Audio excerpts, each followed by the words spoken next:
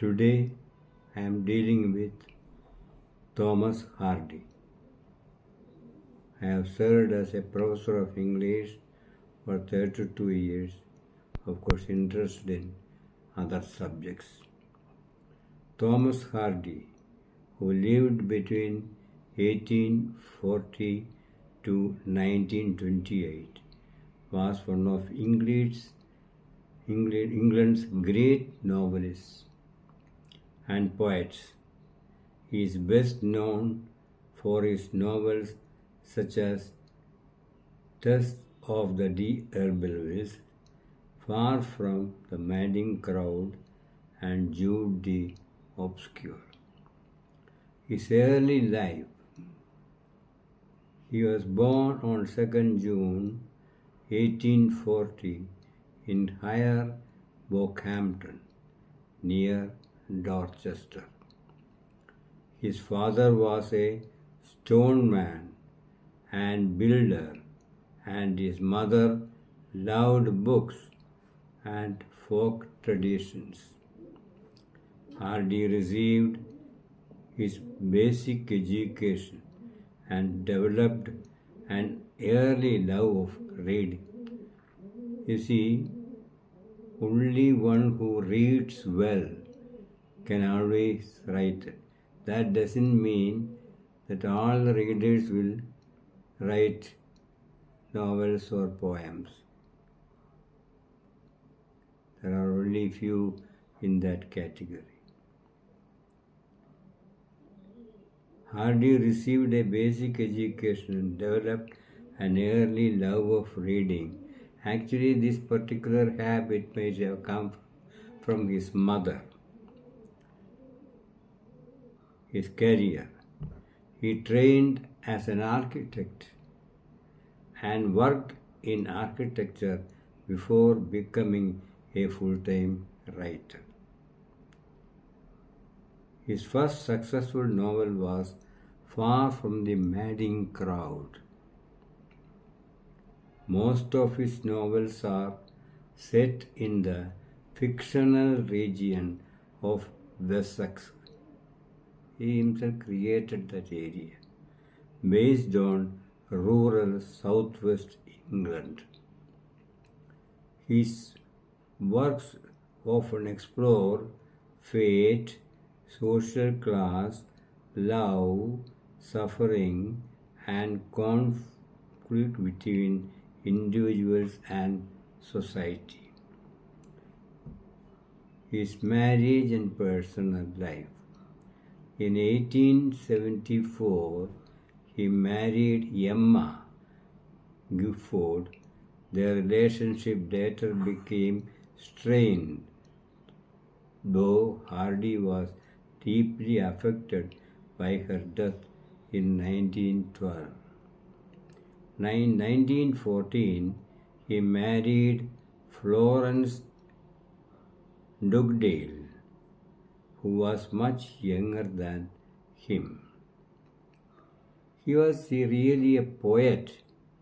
So I think every writer starts as a poet. After criticism of his later works, especially Jude the Obscure, Hardy largely stopped writing novels. He devoted himself to poetry and wrote nearly 1,000 poems. Important poems include The Darkling Thrush, Natural Tones, and After a Journey. His death comes in the year January. Hardy died on 11th January 1928 at the age of 87. His ashes were buried in Westminster Abbey, a great honor for a British writer. His heart was buried separately in Stinsford, near his first wife Emma's grave. His legacy is Thomas Hardy is remembered as a bridge between the Victorian and modern literary worlds. His novels and poems continue to be widely read throughout the world for their powerful portrayals of love, tragedy, rural life, and the human struggle against fate. These are all universal themes. That is why he is still being read. A famous Hardy theme is human beings women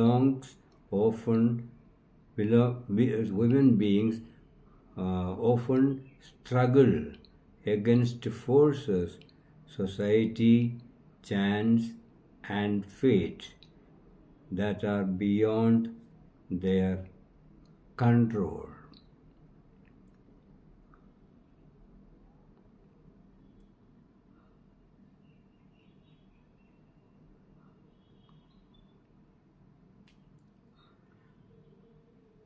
Some summaries of his novels and important stories I wish to give here.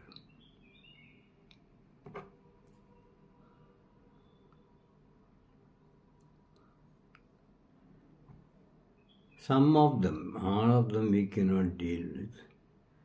First one, Far from the Madding Crowd. Bathsheba, Everdeen inherits a farm and becomes an independent landowner. There very different men love her. Gabriel Oak, a loyal shepherd, William Boldwood, a wealthy farmer, and Sergeant Troy, a charming but reckless soldier. Bathsheba's choices lead to heartbreak and tragedy before she learns the value of true devotion and stability. The themes of this novel is love, pride, responsibility, and rural life. The next novel is The Return of the Native. Set on the wild Egdon Heath, the story follows Eustacia Y, who dreams of escaping rural life. Her marriage to Clem Eobright brings disappointment, misunderstandings, and tragedy. The novel explores how human desires clash with fate and nature. See, all are universal themes.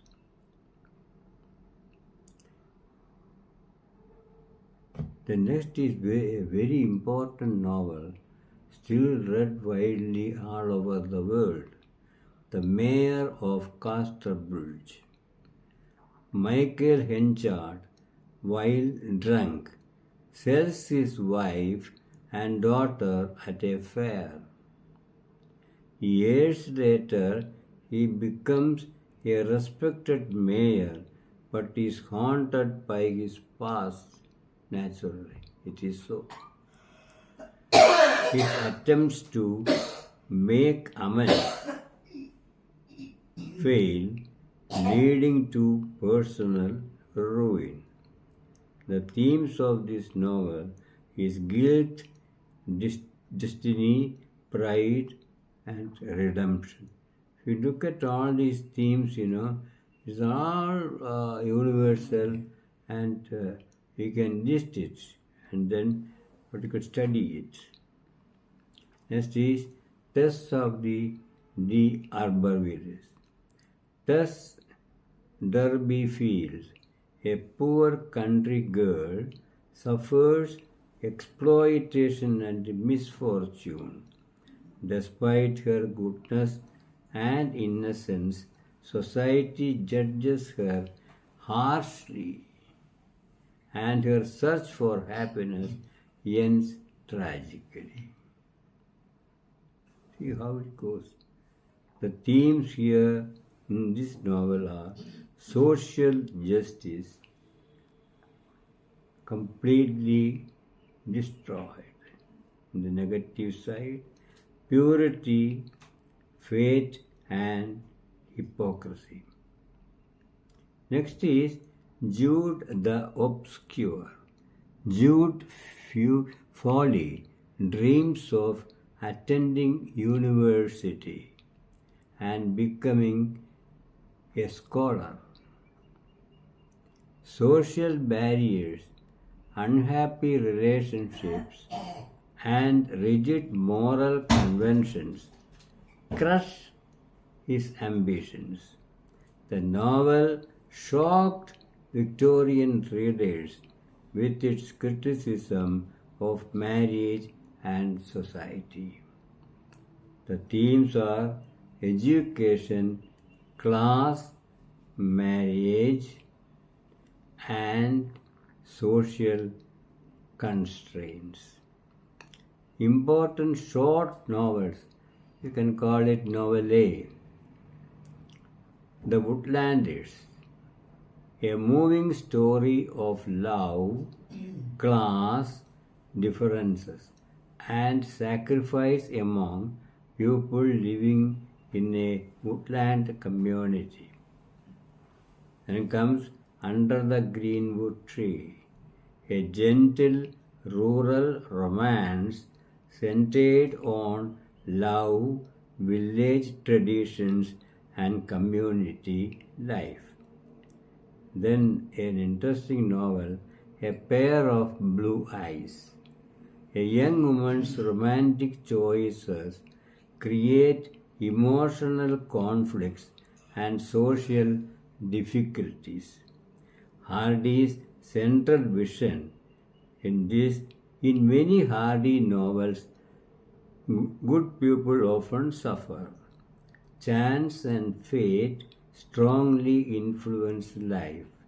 Society can be cruel and judgmental. Nature is beautiful but indifferent to human hopes.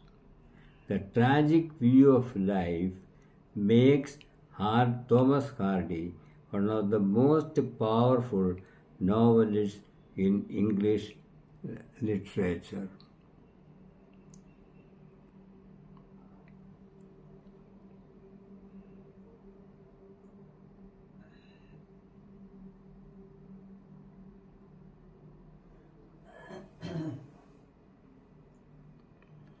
Now let us consider his family life.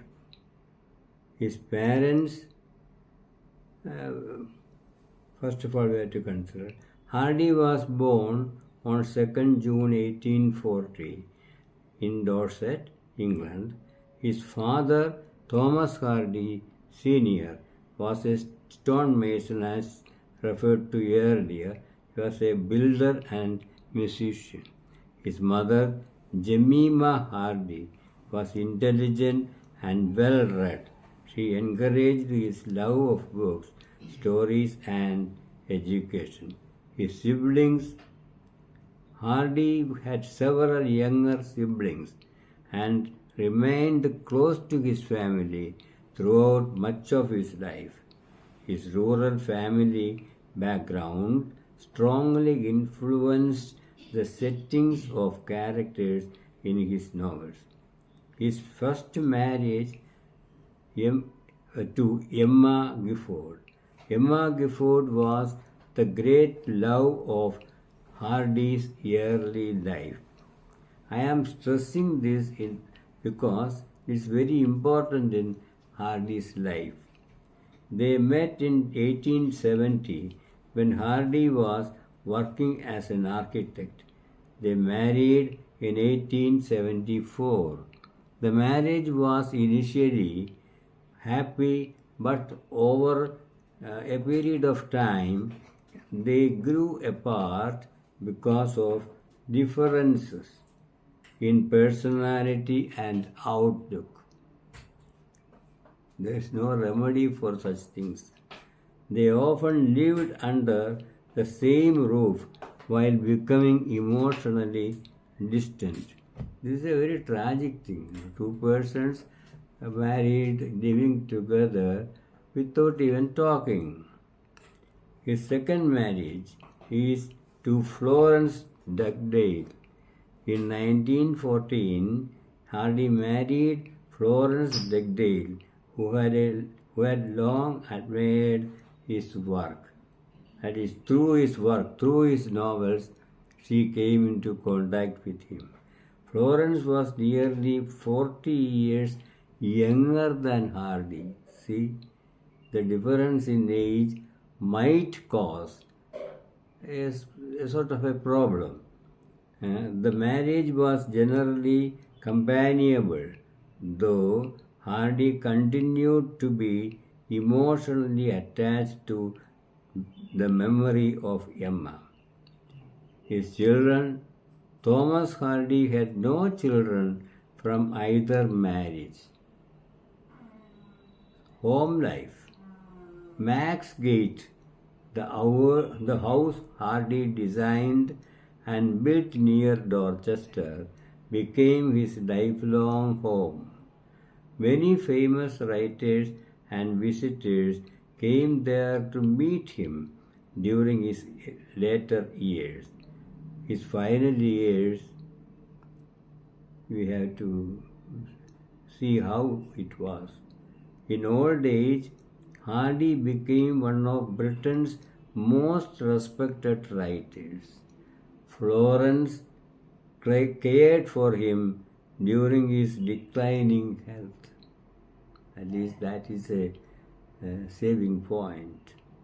He continued writing poetry almost until his death in 1928. So his love of poems was such that he could not leave it. It was in his blood. One of the most touching aspects of Hardy's family life is that although his marriage to Emma became troubled, her death awakened deep feelings of love and loss that inspired some of the greatest love poems in English literature.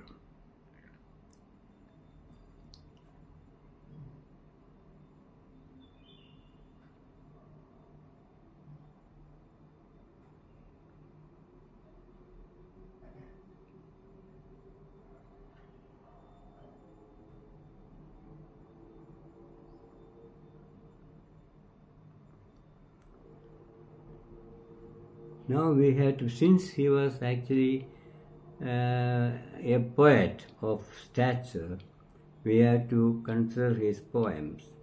Some of the important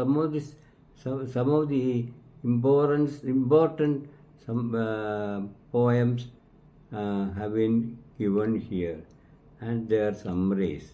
The darkling thrush. On a bleak winter evening, the poet sees a frail old thrush singing joyfully. The landscape seems dead and hopeless, yet the bird's song suggests a mysterious hope beyond human understanding. Theme is hope amid despair. It's a good theme. Neutral tones.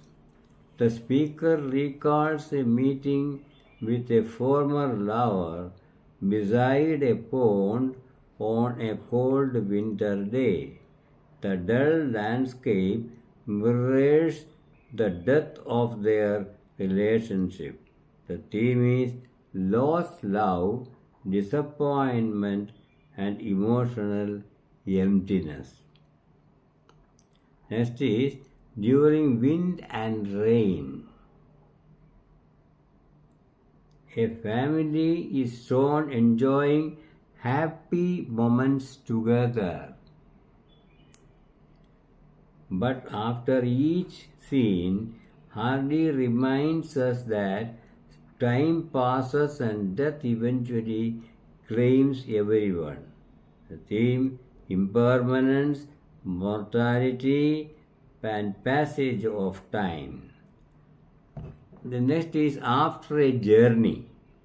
Written after Emma Hardy's death, the poet imagines her spirit guiding him through places they once visited together. He reflects on love, memory, and loss. Theme grief, enduring love, remembrance. The range, you see the range. The voice. Hardy thinks he hears the voice of his dead wife calling him. He longs to see her again, but realizes she is gone forever. Themes are bereavement, longing, and memory. The next is At Castle Boterel.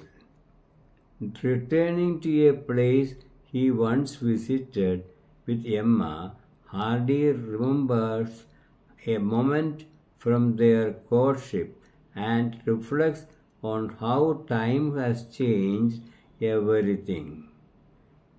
Theme memory, love, the power of the past. Next is are you going digging on my grave? A dead woman imagines someone tending her grave. She learns that neither her lover, family, nor enemies remember her. Only a dog is digging there, and not out of affection. The themes human forgetfulness, irony, and mortality. Then channel firing.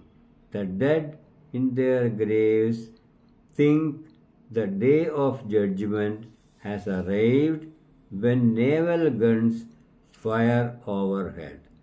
The poem criticizes militarism and approach of war. The theme war, human folly, social criticism. Hap. The speaker wonders whether suffering would be easier to accept if a god deliberately caused it. Instead, he concludes that much suffering comes from blind chance. The themes fate, chance, meaningless of suffering. The convergence of twain. Written about the sinking of RMS Titanic, the poem describes how fate brought together the magnificent ship and the iceberg that destroyed it. The theme human pride versus nature and destiny. Hardy's main poetic themes are love and lost love, death and mortality, memory and nostalgia, fate and chance, the indifference of nature, the passage of time. Unlike many Victorian poets, Hardy often portrays life as uncertain and tragic, yet he writes with deep sympathy for human beings and their struggles. His poetry is especially admired for its honesty. He never wrote anything without a kind of honesty about grief, aging, and the fleeting nature of happiness. These are the main themes on which he wrote. These kinds of writing actually wake people or readers a kind of thinking that life is full of suffering, but we have to overcome it. The death of Thomas Hardy, which was referred to earlier also. Thomas Hardy died on 11th January 1928 at his home Max Gate near Dorchester, England. He was 87 years old. His final years, Hardy remained mentally active and continued writing poetry into old age. I would have given you read the poems also, but the poems sometimes are very long. We cannot do it here. He became one of the most respected literary figures in Britain. His health gradually declined during his last years. An unusual burial. After his death, there was a debate about where he should be buried. A compromise was reached.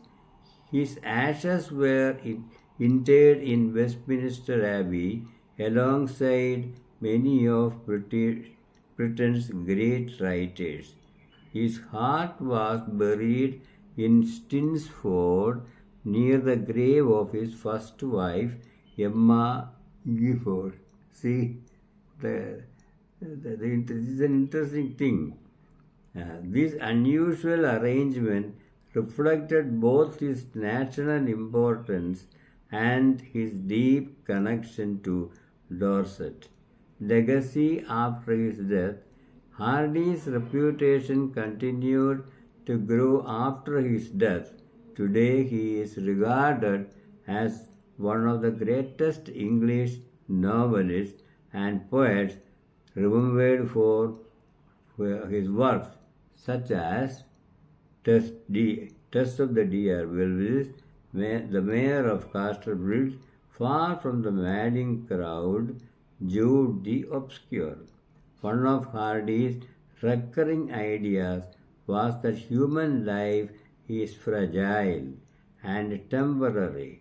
His own death and the poems he wrote about loss and memory remain central to his literary legacy. I would suggest that the persons who watch this video should at least read a few poems of his and also some of his novels. They may have heard the names of this novel, but still, reading a novel brings out some kind of a thing which these names will not bring. So the purposes of this video are to inspire you to go into the original writings and then understand what exactly a man imagines and how they can put it into words. So I hope that some of the persons who watches this all over the world would actually read some of his novels and poems. This will bring you some satisfaction and some great understanding of real life. And I hope this video will be watched by many, and they would definitely enjoy these videos. So we can see in the next video.